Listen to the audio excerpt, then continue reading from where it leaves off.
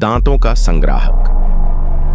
दुनिया के उन भूले बिसरे कोनों में जहां कोहरा घना हो जाता है और चांदनी छायाओं को अस्वाभाविक रूप से मोड़ देती है, एक आकृति छुपी हुई है। एक ऐसी आकृति जिसने अनगिनत साल देखे हैं, पर जिसकी उम्र अज्ञात है, जैसे उसकी मौजूदगी का भी कोई ठिकाना नहीं। पास के गांवों के लोग उसे फुसफुसाते हुए बताते हैं, उनकी आवाजें कांपती हैं जब वे उसकी कहानी सुनाते हैं। वे उसे दांतों का संग्राहक कहते हैं। कहा जाता है कि वह जीवितों के बीच चलता है, पर वे उनमें से नहीं है। उसकी उपस्थिति अदृश्य होती है, एक काली ताकत जो रात में एक साए की तरह चलती है।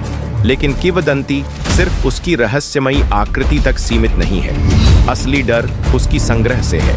पहली मुलाकात रिवर माउथ नामक शांत गांव में, जो पानी के किनारे बसा हुआ था। छोटी सी लड़की एमिली अपने माता पिता के साथ रहती थी। उनका जीवन साधारण था, एक छोटे से घर में सादगी से बसा हुआ। लेकिन एक बात थी जो उन्हें दूसरों से अलग करती थी। एमिली की मुस्कान सबसे अद्भुत थी।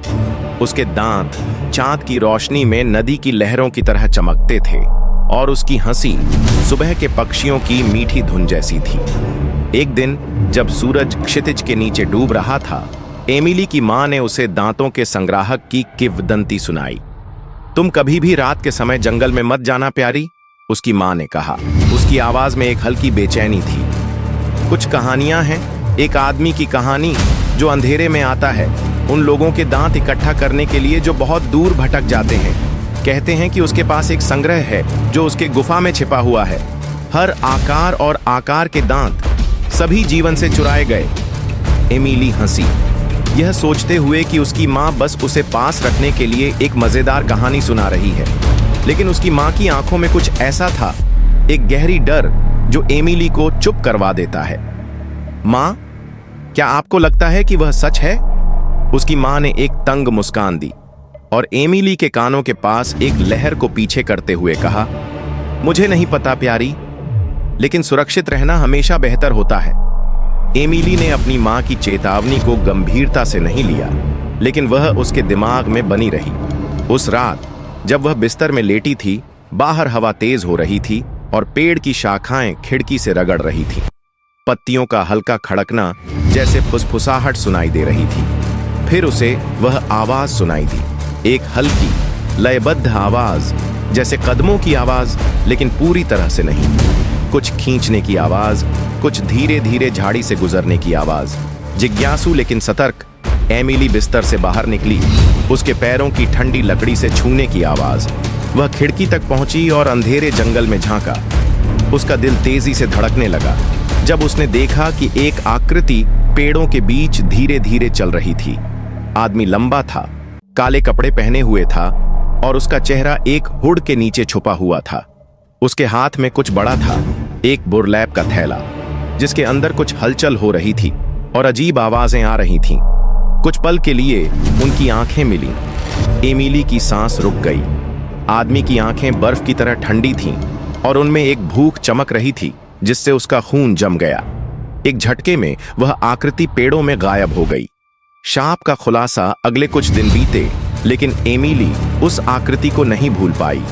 उसके विचार उस रहस्यमय आदमी से घिरे हुए थे और जितना वह उसे सोचती, उतना ही वह यह सवाल करने लगी कि क्या वे कहानियां सच थीं। जल्द ही पहला गायब होने का मामला सामने आया। पुराने श्रीमान कॉर्नर्स, स्थानीय मोची, पहले गायब हुए। एक शाम वह सैर करने गए थे और वापस नहीं लौटे। गांव ने उनकी तलाश की, लेकिन कोई निशान नहीं मिला। फिर एक सप्ताह बाद एक भयंकर खोज की गई। जंगल में एक बड़े ओक के पेड़ के नीचे गांव वासियों ने एक छोटी पुरानी डिब्बी पाई। उस पर अजीब उकेरे गए थे और जब उन्होंने उसे खोला तो उन्होंने जो कुछ पाया उसने उनका खून जमा दिया।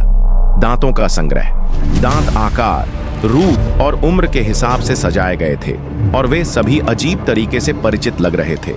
रिवर माउथ के गायब हुए निवासियों के दांत। गांव वाले भौचक्के रह गए, रियलाइजिंग कि दांतों का संग्राहक उनके गांव में आ चुका था और उसने पहले ही अपना संग्रह शुरू कर दिया था।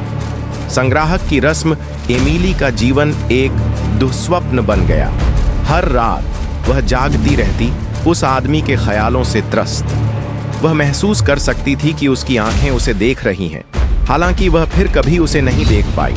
उसकी मुस्कान जो पहले बेफिक्री से भरी होती थी, अब एक चिंता में बदल गई जो उसके पेट में घर कर गई। फिर एक शाम वही हुआ जिसकी सभी को उम्मीद थी। एमिली के पिता बाजार गए थे और उसकी मां बगिया में थी। जब एमिली ने उसे महसूस किया, जंगल से आती ठंडी उपस्थिति, वह खिड़की के पास खड़ी थी, उसका दिल धड़कते हुए। वहां पेड़ों की रेखा के ठीक पार उसने उसे फिर से देखा, दांतों का संग्राहक। लेकिन इस बार वह अकेला नहीं था, वहां और भी लोग थे, अनजान लोग, पुरुष, महिलाएं और बच्चे, सभी अंधेरे में खड़े थे। उनकी आंखें रिक्त और खोखली, वे फटे पुराने कपड़े पहने हुए थे और उनके चेहरे दर्द में मुड़े हुए थे, जैसे वे अनंत दर्द में फंसे हुए थे। दांतों का संग्राहक अपना हाथ उठाता है और वे सभी एक साथ आगे बढ़ते हैं। उनके कदम मिलकर चलते हैं, उनका शरीर मरीनेट्स की तरह हिलता है। एमिली के पैर कांपने लगे और वह दौड़कर अपनी मां को ढूंढने चली गई। उसे नहीं पता था कि दांतों का संग्राहक क्या चाहता था, लेकिन वह जानती थी एक बात, वह उसके पास आ रहा था। भयानक रहस्य एमिली की मां ने उसे सीढ़ियों के नीचे छुपते हुए पाया, उसका चेहरा पीला और डर से कांपता हुआ। मां, हमें जाना होगा, संग्राहक यहां है, वह हमें ले जाएगा, एमिली ने रोते हुए कहा। उसकी आवाज